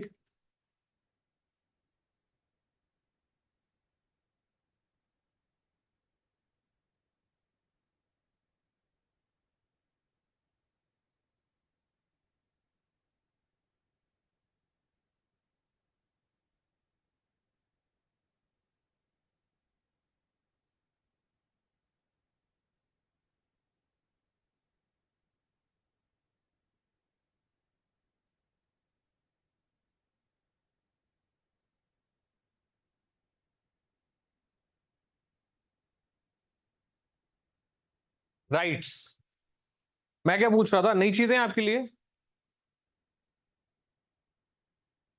नई नई चीजें नहीं है तो आपको पता है इन चीजों के बारे में सभी को? वाह। फिर तो राइट्स के बारे में पता होगा, तो मेरे पढ़ाने से पहले आपसे पूछ लिया जाता। कौन कह रहा था नो? हाँ जी तान्या जी, बताइए। नहीं कहा उसने? अच्छा जी, हाँ सॉरी। आपकी सिस्टर है तान्या? अच्छा अच्छा, हाँ जी बताइए। Come on go head. एक मिनट, ये उतारता हूँ पहले, यहाँ लगा दो, फिर आपके पास होता हूँ, फिर सुनेगा। इतना तेज मेरे कान नहीं है। ये तो फिर ट्रांसलेशन कर दी विद लाइन। राइट्स हमारे अधिकार होते हैं। अधिकार क्या होते हैं? अधिकार हमारे राइट्स होते हैं। एप्पल क्या होता है सर? एप्पल सेब होता है। बादल क्या होते हैं सर? बादल क्लाउड्स होते हैं।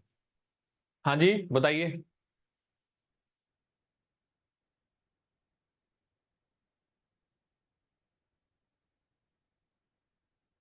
ऑनलाइन बताइए क्या होते हैं। Very good, rights are justified claims, nice. Book में ऐसे लिखा? अच्छा, वहां से पढ़ के बता रहे हैं। देख लो जी क्या कर रहे हैं यहाँ। कहते सर इम्प्रेस ना हो इनसे, ये बुक में से पढ़ के बोली जा रहे हैं। ऑनलाइन बैठे हैं ना, तो सर को पता नहीं चलता क्या देख रहे क्या नहीं।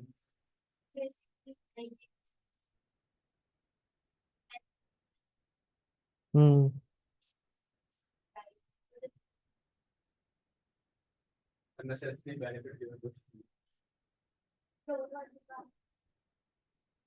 शाबाश। और क्या होते थे अधिकार, और अधिकारों की बातें कहां से आई? देखो, लेके चलते हैं आपको कहाँ। लॉ के पास लेके चलते हैं, उससे मिलके आते हैं आज। अब अगर नहीं इंटरेस्टेड हो तो नहीं लेके जाते, ऐसी कोई बात नहीं है, फिर सीधा एनसीईआरटी पे ले जाते हैं। जिसका इंटरेस्ट है उसके लिए बता रहा हूं मैं। जॉन लॉक एक बहुत ही अच्छे पॉलिटिकल फिलोसफर हुए हैं, उमदा कैटेगरी के। मैंने आपको बताया ना, तीन सोशल कॉन्ट्रैक्चुअल थिंकर से कौन कौन। होब्स, लॉक, रूस। सोशल कॉन्ट्रैक्चुअल थिंकर्स क्या होते हैं? जिनकी जो थ्योरी होती है ना, वो सोशल कॉन्ट्रैक्ट पे बेस्ड होती है। अब सोशल कॉन्ट्रैक्ट क्या होता है? सोशल कॉन्ट्रैक्ट समझने के लिए आपको स्टेट ऑफ नेचर समझना जरूरी है। क्या समझना जरूरी है? State of nature. State of nature का मतलब क्या होता है? जब एक ऐसा हाइपोथेटिकल सिचुएशन जहां पर बिल्कुल भी कोई गवर्नमेंट नहीं है, अभी धरती बनी है, धरती बनने के बाद लोग वहां पर आ गए हैं, लेकिन सरकार नहीं है, स्टेट नहीं है। तो क्या हो रहा है वहां पर? लोग लड़ रहे हैं आपस में। एक जाना कहेगा, एक जाने का स्टेट ऑफ नेचर क्या होगा? वो कहेगा कि लोग लड़ेंगे। अब अगर आपको पता है कि मैं यहां नहीं खड़ा हूं और आप सभी भूखे हो और यहां पर मैंने खाना रखा है, तो क्या करोगे? झपट जाओगे। कोई ज्यादा ले गया, कोई कम ले गया। अगर कोई I mean weak person physically कुछ ले गया, तो स्ट्रांग वाला उसको मार के उससे ले लेगा, यही होगा ना। तो क्या हो जाता है? जंगल राज। इसको समझना हो तो आप ट्रैफिक लाइट के एग्जाम्पल से समझ सकते हो। ट्रैफिक लाइट पे क्या होता है? अगर लाइट्स हैं तो आप सभी कंट्रोल्ड है, लाइट चली जाती है तो क्या होता है? वो भी आएगा, वो भी आएगा, वो भी आएगा, वो भी आएगा। तो इसको क्या बोलते हैं सिचुएशन को हम? केओस, अराजकता, anarchy, hectic, lawlessness, jungle raj. Big fish is eating small, मत्स्य न्याय। यही होता ना। अब इस सिचुएशन से बाहर निकलने के लिए एक फिलोसफर रिकमेंड करता है कि हमें क्या करना चाहिए। हमें आपस में बैठ के एक सलाह मशवरा करके एक कॉन्ट्रैक्ट कर लेना चाहिए। क्या कॉन्ट्रैक्ट कर लेना चाहिए कि भाई हम अपने अपने राइट्स का ख्याल रखें, हमें स्टेट बनाना चाहिए, देश बनाना चाहिए, सरकार बनानी चाहिए और उसको सारे अधिकार दे देने चाहिए, और वो फिर हमारा ख्याल रखे कि हमारी जान को नुकसान ना हो। ठीक है ना? तो इसको क्या बोला उन्होंने, क्या किया? Social contract. समझ गए? ये सिंपल वर्ड्स में मैंने आपको सोशल कॉन्ट्रैक्ट समझाया। दूसरा फिलोसफर जॉन लॉक की बात कर रहा हूं, पहला तो होब्स बताया मैंने आपको। जॉन लॉक कहेगा कि स्टेट ऑफ नेचर तो बहुत बढ़िया है, लड़ते ही नहीं लोग आपस में, लड़ते ही नहीं, प्यार भरी मोहब्बत से रहते हैं, सभी को पता है कि इसको इतना चाहिए वो इतना ले लेता है, उसको इतना चाहिए उतना ले लेता है, कोई लड़ाई है ही नहीं। लेकिन फिर भी कहता है कभी भी लड़ाई हो भी ना लाइफ में कभी, हम क्या कर रहे हैं? सोशल कॉन्ट्रैक्ट कर रहे हैं। ठीक है? ऐसे ही रूसो है, तो ये सोशल कॉन्ट्रैक्चुअल थिंक करता है। उनमें से हम क्या बात कर रहे हैं? लॉ के बारे में, क्योंकि उसने बात की है नेचुरल लॉस के बारे में, जिससे नेचुरल क्या आते हैं? राइट्स आते हैं। राइट्स होते क्या? Rights are the entitlements, justified claims, जो मेरा बनता है मुझे मिल जाए।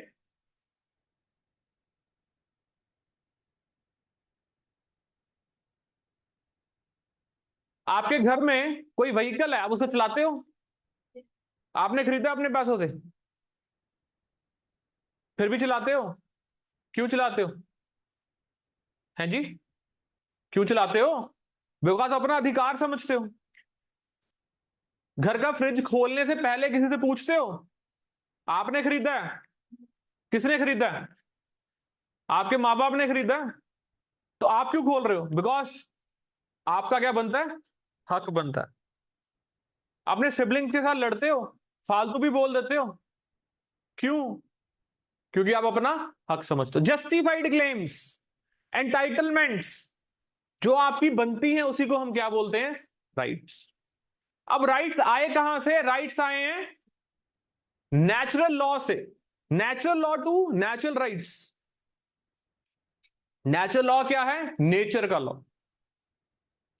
नेचुरल लॉ क्या है? नेचर का लॉ। और नेचर ने क्या बोला है, क्या बनाए हैं? सभी ऑर्गेनिजम्स बनाए हैं, और सभी को क्या दिया है?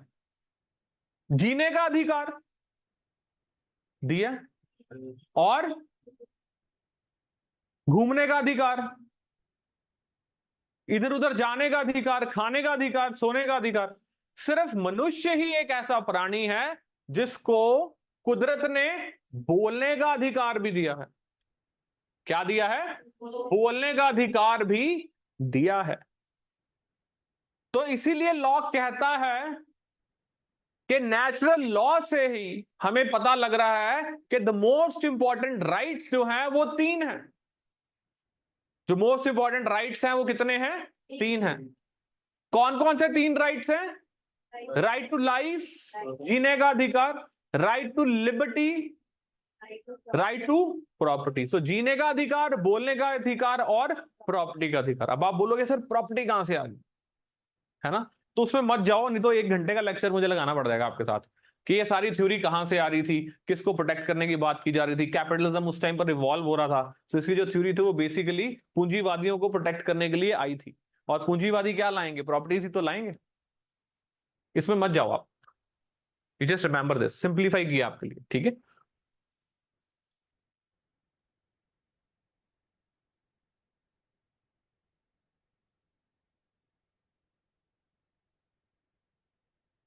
ओके गाइस, ठीक है। सो जॉन लॉक ने इसके बारे में बात की, and he was very much I mean believer of rights. Rights के लिए वो बहुत स्ट्रांग तरीके से एडवोकेट करते थे। लो, that is your right, that is your right, which is not going to cause harm to the others. Even if it is causing harm, that is not a greater harm, so that I don't listen to you. Therefore I am going to, ये बंद हो जाना था। इस भाव में मैं remote गलत भूल गया। इतनी नहीं रेंज है इसकी, करना प्लीज।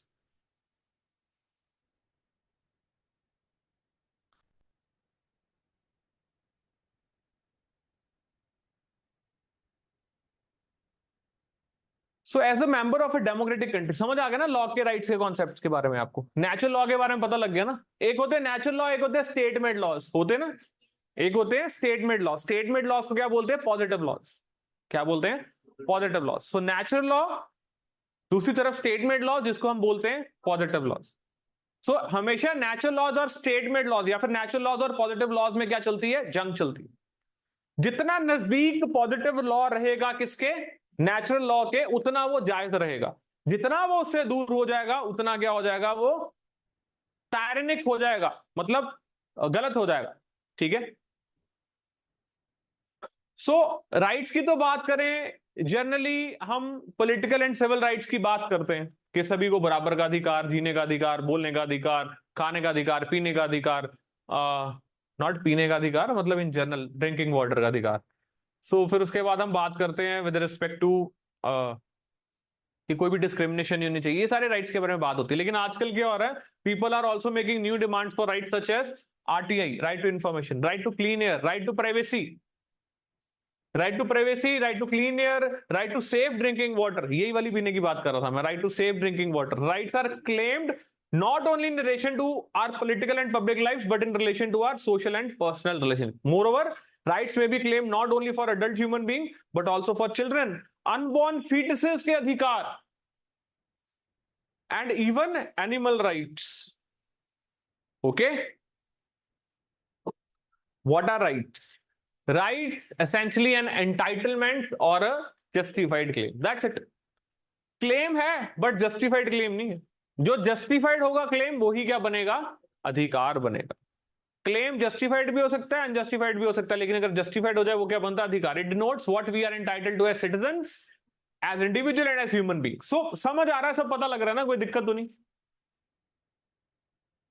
सो इसका मतलब ये भी नहीं है कि जो भी चीज आप नेसेसरी समझो, जो भी चीज आप डिजायरेबल समझो, वो आपका अधिकार बन जाए। फॉर एग्जाम्पल, मैं पुलिस की यूनिफॉर्म पहन के घूमना चाहूं, is that my right? No. आप स्कूल में जा रहे हो बिना स्कूल की यूनिफॉर्म के, आपको मुझे सिविल में जाना है, क्या दिक्कत है? नो। तो राइट्स की जो डेफिनेशन है वो भी क्या करती है? वेरी करती है। So it has to be reasonable rights and justified rights. So there is a distinction between what I want and think I am entitled to and what can be designated as a right. Rights are primarily those claims that I, along with others, regard to be necessary for leading a life of respect and dignity.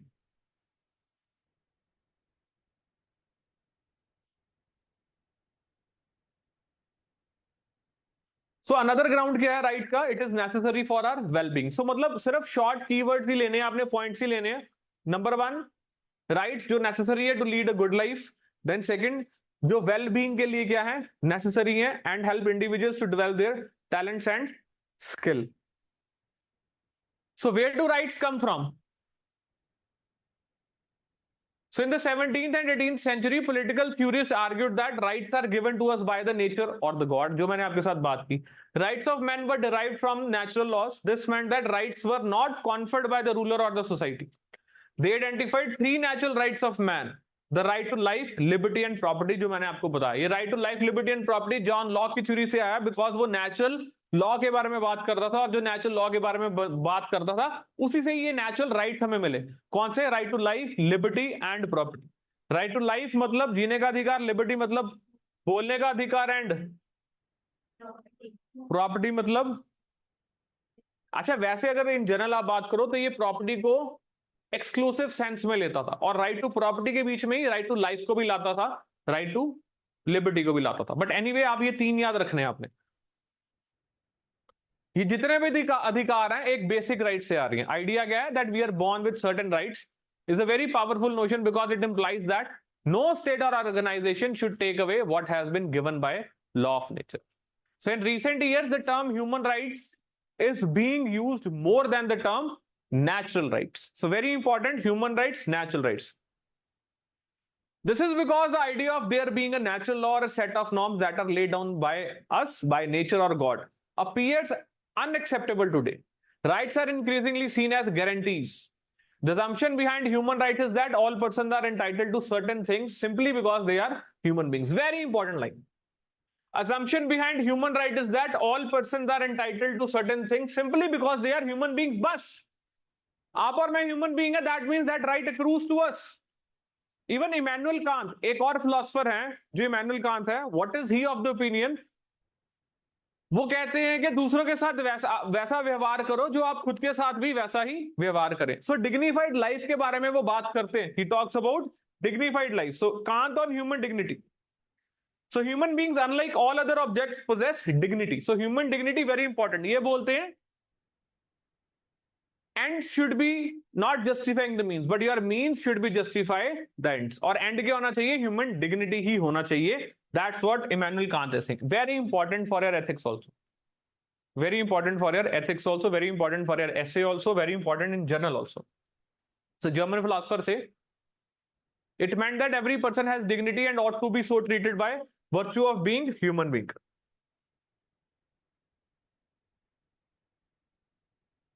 So dignity के साथ treat करने का मतलब क्या है?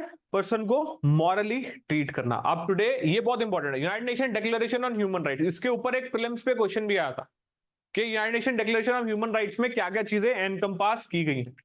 Option से उसके. So United Nation Declaration of Human Rights builds upon this understanding of rights and it attempts to recognise those claims of the world community.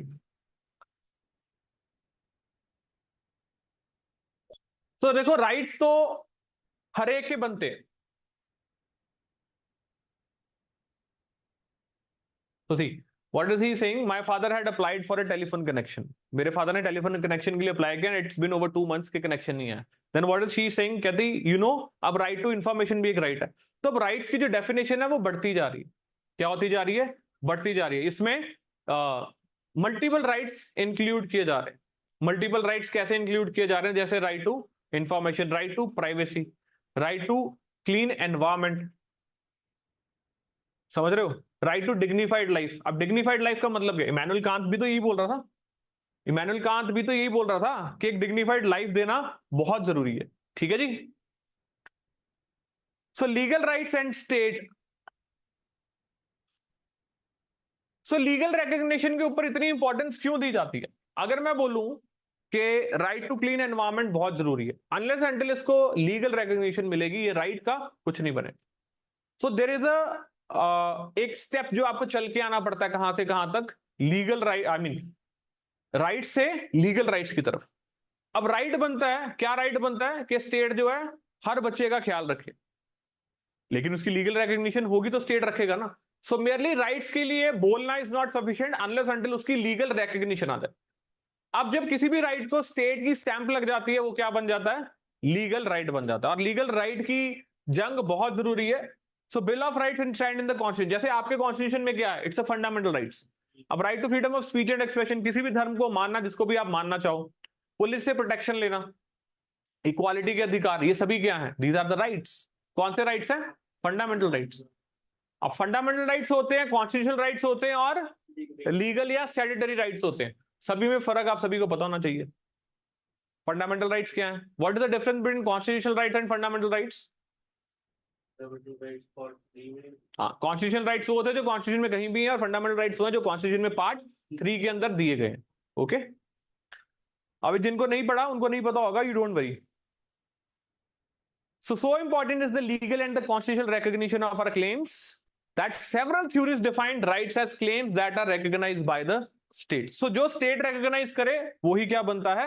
अधिकार बनता है. However, in most cases the claimed rights are directed towards the state.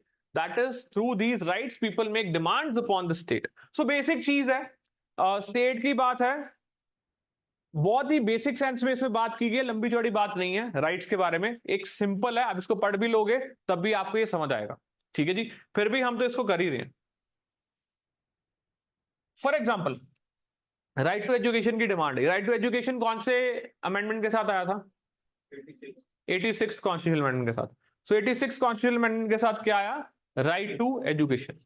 उससे पहले right to education की क्या थी? Demand थी. लेकिन वो राइट था, डिमांड थी राइट की, लेकिन लीगल राइट नहीं था. सो राइट को लीगल राइट तक पहुंचाना बहुत जरूरी होता है ताकि क्या हो पाए, वो एक्चुअली में इंप्लीमेंट हो पाए। दस rights places an obligation upon the state, state के ऊपर ऑब्लिगेशन थी ना कि उस राइट को हैंडल करे, to act in a certain kinds of way. Each right indicates that what the state must do as well as what it must not do. For instance, my right to life obliges the state to make laws that protect me from injury by others. It calls upon the state to punish those who hurt me. तो state ऐसा ही करता है। आपके ऊपर अगर मैं आ जाऊं और तलवार चला दूं, व्हाट विल हैपन? पुलिस आ जाएगी, क्या करेगी? आपको प्रोटेक्ट करेगी कि नहीं करेगी? दैट मीन स्टेट के ऊपर रिस्पॉन्सिबिलिटी आपके जिंदगी के अधिकार को प्रोटेक्ट करना। कुछ भी फैंसी नहीं चल रहा, सब कुछ बेसिक चल रहा है, सब कुछ बेसिक चल रहा है और सब कुछ मिनिमम चल रहा है। Rights not only indicate what the state must do, they also suggest what the state must refrain from. क्या स्टेट को नहीं करना चाहिए। जैसे मॉरल पुलिसिंग। अब आप अपने फ्रेंड के साथ बैठे हो किसी पार्क में और वहां पर डंडा लेके पुलिस आ जाए, what is that? What is that? What were you doing? You were just sitting, you were just talking. Just because you were sitting with opposite sex, does that mean police डंडा लेके आ जाए? So police should refrain, police मतलब state ही है, it should refrain from doing what they ought not to do. जो नहीं करना चाहिए उससे क्या होना चाहिए? रिफ्रेन करना चाहिए। इसको क्या बोलते हैं? Moral policing. कि मॉरल ग्राउंड्स पे भी पुलिस क्या कर रही है? इंटरवीन कर रही है। तो यूपी में थी ना रोमियो स्क्वाड, देखी थी आपने? नहीं सुना तो जाके सर्च करना, जाके सर्च करना आज। Kind of rights. So political rights हमें देखने को मिलते हैं जो सिटीजन्स को दिए जाते हैं, ठीक है। देन सोशल राइट्स होते हैं, देन इकोनॉमिक राइट्स होते हैं, ये सारे हमने बात की। अब rights, political rights, social rights, economic rights क्यों दिए जाते हैं? ताकि सोसाइटी में political justice, social justice, economic justice आए। इकोनॉमिक जस्टिस कब आता है सोसाइटी में? जब इनकम की डिस्ट्रीब्यूशन है वो क्या हो जाती है? बराबर की हो जाती है। और सोशल जस्टिस कब आता है? जब किसी भी तरह की कोई डिस्क्रिमिनेशन खत्म हो जाती है। पॉलिटिकल जस्टिस कब आता है? जब सभी को इक्वली राइट्स दिए जाते हैं। So right to vote and elect representatives, ये पॉलिटिकल राइट्स के बारे में ही यहाँ की क्या की जा रही है, बात की जा रही है। So our rights of political participation can only be exercise fully when our basic needs of food, shelter, clothing, health are met. ठीक है। अब जो कोई एक ऐसा इंसान जो कहां पर है, जो फुटपाथ पर है, पेवमेंट पे स्ट्रगल कर रहा है टू मीट बेसिक नीड्स, उसके लिए पॉलिटिकल राइट्स की क्या ही वैल्यू है? बताओ, है भी वैल्यू? अब वो कहे कि मुझे वोटिंग राइट है या नहीं है, मैं इलेक्शन कंटेस्ट कर पाऊं या ना कर पाऊं, मुझे क्या लेना? किसी रिक्शा वाले को लेना? अगर आप कभी भी जाओगे बेगर्स को देखोगे, what they have to do with the political rights. So political rights हो, दूसरे राइट्स हो, उनके लिए it is very much important कि पहले जो बेसिक राइट्स हैं क्या होने चाहिए? फुलफिल होने चाहिए। ठीक है जी। राइट्स के साथ responsibilities comes into picture, very much important. So rights only places obligation upon the state to act in a certain way. Not only, but it imposes obligation on you also. तो आपको भी rights को responsibly use करना होता है। You should respect the rights of the other. For example, you have right to drink water, लेकिन you don't have right to spend ultimate time, unlimited time I mean, over that particular place of drinking water, so that you hamper the right of the other person to drink water. Simple बातें ही है, nothing much. तो rights के बारे में बात हो रही है कि right they require that you should respect the rights of the other. Then we must balance our rights when it comes into conflict. For instance, my right to freedom of expression allows me to take picture. However, if I take picture of person bathing in his house without his consent and then post it on the internet, that means I am violating right to privacy. ठीक है ना? और ऐसा भी कुछ नहीं है कि अगर ये ना बताती आपको ये चीजों का नहीं पता था, ऐसा तो नहीं है ना कि आप फोटो खींचते फिर रहे थे अगर ये ना चीज बोलती। सो पॉइंट ये है कि नॉर्मल चीजें ही हैं, बेसिक चीजें हैं। See, did you see the latest sting operation on TV yesterday? I couldn't believe the conversation between the hotshot official and the famous actress. Okay, then what is she saying? ये तो cheap sensationalism है. It was infringement of their right to privacy. अब मैं आपके साथ क्या बात करूं? आपने WhatsApp पे देखा है क्या लिखा होता है WhatsApp पे? Your chat is end-to-end encrypted. वो क्या होता है? कोई और नहीं पढ़ सकता। end to end encrypted. Not even WhatsApp is having access to that. क्या कह रहे हो आप? WhatsApp भी नहीं पढ़ता उस, नॉट इवन WhatsApp, उसकी प्राइवेसी में ये। सिमिलरली एप्पल के साथ भी ऐसा ही है, आई मैसेजेस फेस टाइम नहीं कर सकते आप, नहीं देख सकते। एक बार तो केस भी लगा था एक, जब एप्पल ने रिफ्यूज कर दिया था प्राइवेसी पॉलिसी के अंदर, वो कहते हम नहीं देंगे, हम नहीं देंगे। इवन आजकल जो पब्लिक ऑफिशियल्स हैं, जो ब्यूरोक्रेट्स हैं, तो अगर कन्वर्सेट भी करना होता है ना उन्होंने, तो वो नॉर्मल फोन कॉल्स पे नहीं करते, वो कौन सी कॉल करते हैं? इंटरनेट कॉल्स करते हैं, जैसे व्हाट्सएप कॉल्स होगी, या एक और एप्लीकेशन है जिसको सिग्नल बोलते हैं, सिग्नल, उसके ऊपर करते हैं, so that nobody gets to know कितने पैसों में क्या काम किया, कितनी रिश्वत ली गई दी गई। दैट इज एक्चुअली कि प्राइवेसी को कितनी इंपॉर्टेंस दी जा रही है। Fourth, citizens must be vigilant about the limitation which may be placed on their rights, कि राइट्स के ऊपर कितनी लिमिटेशन लगाई गई है वो आपको पता होना चाहिए। Hence, even though rights can never be absolute, we need to be vigilant in protecting our rights and those of others, for they form basis of a democratic society. ठीक है जी, that is all. So बस आज के लिए इतना ही है आपके लिए एनसीईआरटी का।